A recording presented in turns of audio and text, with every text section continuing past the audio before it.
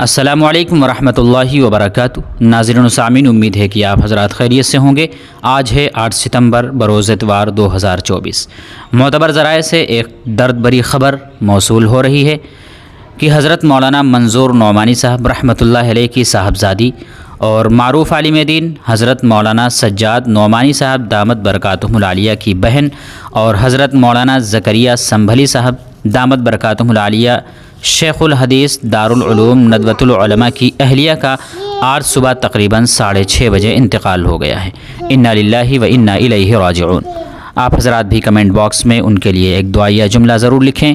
نماز جنازہ انشاءاللہ ندوۃ العلماء میں عصر کی نماز کے بعد ہوگی اور تدفین عیش باغ قبرستان میں عمل میں آئے گی۔